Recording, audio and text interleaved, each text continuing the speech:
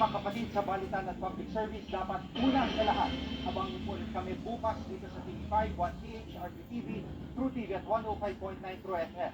Susunod na po ang Frontline Pilipinas.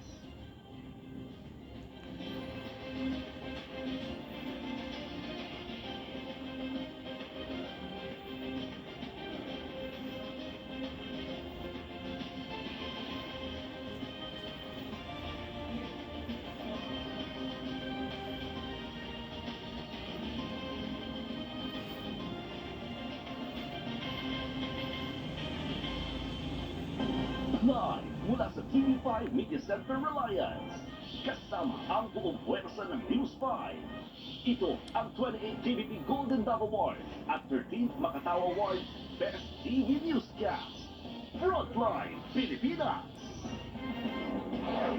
Live na live ang Frontline sa Albany. Patuloy na pag-aalbruto ng Bulkang Mayon, posibleng mauwi sa pag-agos ng lava. Pag-ulan na kamo, aabot hanggang Masbate at Sorsogon. Mga taga-Davao, iiramdaman ng magnitude 6.4 na lindol. Ang latest, iaamin din live ng News 5 Mindanao. Suspect sa pagpatay sa babaeng isinilit sa storage box, sumuko na.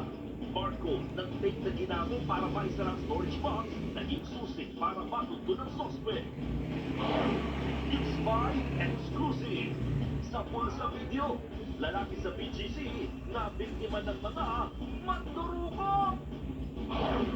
Ang tindera naman ito sa isang sari-sari store, natakayan ng mahigit 30,000 pesos ng budol-budol. Pahalik sa buong Jesus Nazareno, magsisimula ng mamaya.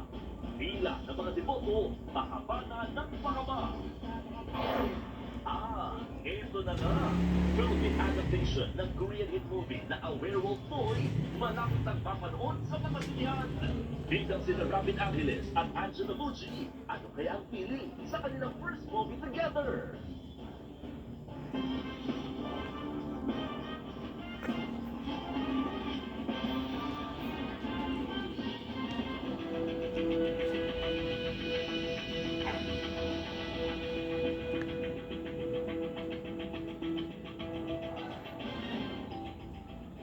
Posible mawi sa pag-agos ng lava ang patuloy na pag-alburuto ng Bulkang Mayon. Bilang pag-iingat, higit 800 pamilya na ang inilikas. At live mula sa Legazpi City, Albay, nasa frontline ng balitang yan si Gio Robles. Gio, pakilarawan mo nga sa amin ang sitwasyon ng Mayon ngayong gabi.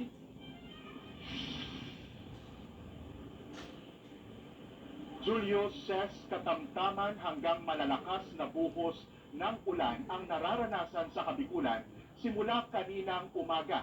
Kaya binabantayan naman ang posibleng pagragasa ng lahar mula sa Mayon na itinaas na sa Alert Level 3. Kasalukuyang nananatili sa mga evacuation center ang mga residenteng nakatira sa loob ng 6-kilometer permanent danger zone.